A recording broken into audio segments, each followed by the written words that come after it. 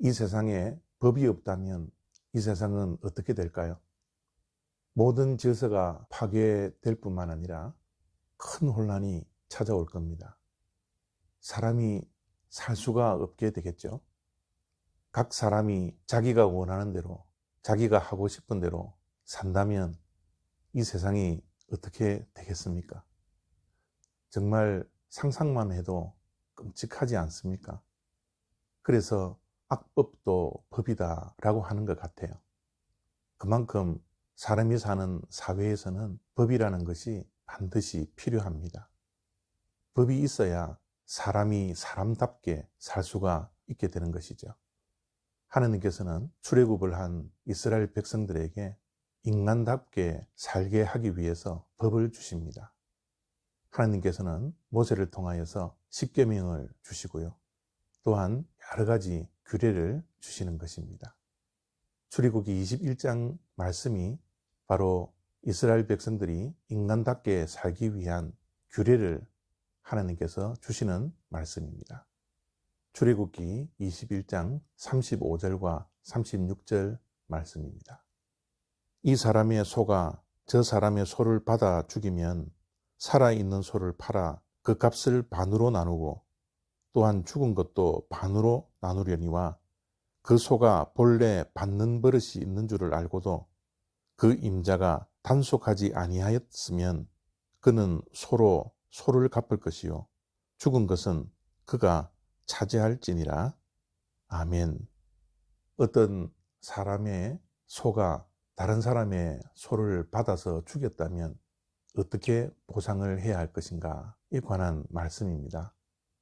다시 말씀드리면 피해 보상법을 하나님께서는 규례로 주시는 것이죠. 어떤 사람이 재산을 갖고 있는데 고의든 부주의든 실수이든 상대방이 피해를 입히면 얼마나 억울하겠습니까? 그래서 하나님께서는 피해자와 가해자에게 어떻게 피해를 보상할 것인지에 대해서 말씀을 하고 있는 것입니다. 하나님께서는 법을 주시면서 두 가지의 원칙이 있는 것 같습니다. 첫 번째는 공정이고요. 두 번째는 책임입니다. 하나님은 공정하신 분이고 책임을 지시는 분이기 때문에 이스라엘 백성들에게 규례를 허락하실 때도 공정하고 책임 있는 규례를 말씀하고 있는 것입니다. 35절 말씀이 참 은혜스러운 말씀 가운데 하나입니다.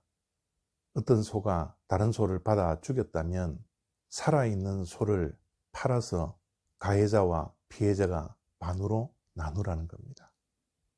그리고 죽은 소도 공정하게 반으로 나누어서 가해자에게 피해자에게 나누라는 겁니다. 하나님의 법이 참 공정하지 않습니까? 누구나 이런 재산에 피해가 오면 억울하겠죠. 가해자도 본의가 아니게 상대방에게 피해를 입혔다면 피해자가 가해자에게 너무 무리한 요구도 해서는 안 되겠죠. 그래서 하나님께서는 공정하게 반으로 나누라고 말씀하고 있는 겁니다. 가해자가 실수로 했던, 고의로 했던, 부주의로 인해서 가해를 했던 가해자는 반드시 피해자에게 책임을 지라고 말씀하는 겁니다. 가해자에게 책임을 지음으로써 책임을 지는 공정한 사회가 되기를 하나님께서는 원하셨던 것입니다. 하나님께서 이스라엘 백성들을 출애굽을 시키고 자유인으로 만드셨지만 하나님은 법 안에서 자유함을 누리기를 원하셨습니다. 그 법은 공정하고 책임을 지는 법일 때 인간이 인간다워진다는 것을 하나님께서는 말씀하고 있는 것이죠.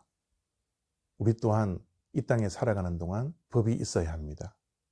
그래야지 그 법을 지킬 때 우리는 인간다워지는 삶을 살아갈 수가 있게 됩니다. 그리스도인들에게도 법이 있습니다. 그 법은 하나님의 말씀입니다.